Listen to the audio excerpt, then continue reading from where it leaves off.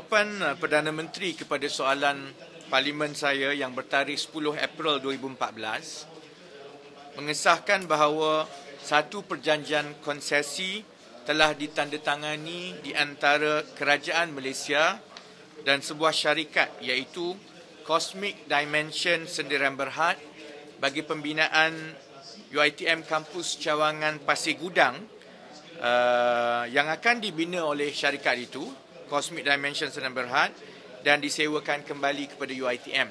Dalam jawapan yang sama, Perdana Menteri juga mengakui bahawa kos kampus, kos pembinaan itu adalah di antara 280 juta ke 315 juta setiap kampus, tetapi UiTM terikat dengan satu perjanjian konsesi selama 23 tahun yang mana bayaran sewa tahunannya adalah di antara 56 hingga 69 juta setiap satu.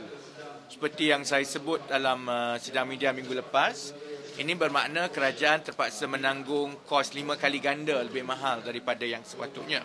Hari ini ialah saya akan mula tunjukkan setiap satu syarikat pemegang konsesi yang telah diberikan kontrak penswastaan itu.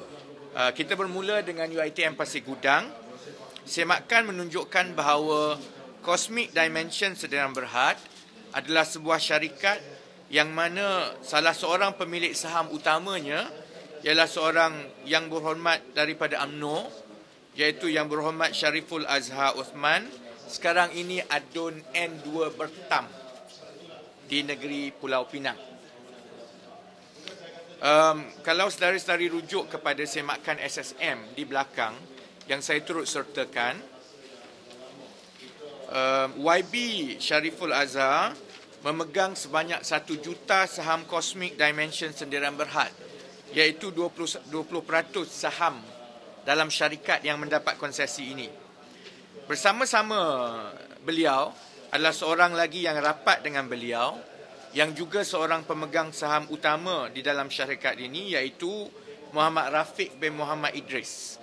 Muhammad Rafiq Muhammad Idris, kalau saudara-saudari kaji lagi hubungan ketiga-tiga mereka ini, iaitu Muhammad Rafiq, Shariful Azhar dan seorang ni dia tak nampak. Yang seorang lagi tu setiausaha syarikat, kalau tengok adalah seorang yang bernama Muhammad Hafiz, Datuk Muhammad Hafiz bin Nuruddin. Ketiga-tiga mereka ini sebenarnya ada hubungan. YB Shariful Azhar Osman dan Muhammad Rafiq Muhammad Idris mempunyai satu hubungan rapat, iaitu melalui satu yayasan yang diberi nama Yayasan Abadi yang ditubuhkan secara bersama oleh mereka. Yang seorang lagi pengarah iaitu Datuk Muhammad Hafiz bin Nuruddin. YB Shariful Azhar Osman adalah pengurusi lembaga pemegang amanah kepada Yayasan Abadi, sementara Muhammad Rafiq Muhammad Idris adalah pengarah urusan Yayasan Abadi. Semakan terkini yang kami buat pada 14 April 2014 dengan Suruhanjaya Syarikat Malaysia menunjukkan bahawa penyata kewangan terakhir yang difailkan oleh syarikat ini dengan SSM adalah bagi tahun kewangan berakhir 30 Jun 2008, which you can check in the company search. Penyata kewangan itu menunjukkan kedudukan aset sebanyak hampir 6 juta dan perolehan tahunan sebanyak RM150,000 sahaja. Kalau perolehan tahunan RM150,000, maknanya sehingga tahun 2008, syarikat Cosmic Dimension ini masih lagi belum terlibat di dalam sektor pembinaan. Saya tak rasa ada rumah yang dijual pada harga RM150,000 lah. Sebab itu bukan sahaja saya mempersoalkan kaedah penswastaan kampus cawangan UiTM yang digunakan pakai oleh Barisan Nasional ini, kerana penswastaan ini maknanya kos lebih tinggi dan apabila diberi tanpa tender terbuka, diberi kepada kroni-kroni dan pimpinan UMNO Barisan Nasional. Tapi dalam kes yang ini, kawan kita yang segak ini, yang lebih saya gusar ialah latar belakang syarikat pemegang konsesi ini tidak pun menunjukkan kedudukan kewangan yang kukuh dan pengalaman yang panjang dalam sektor pembinaan.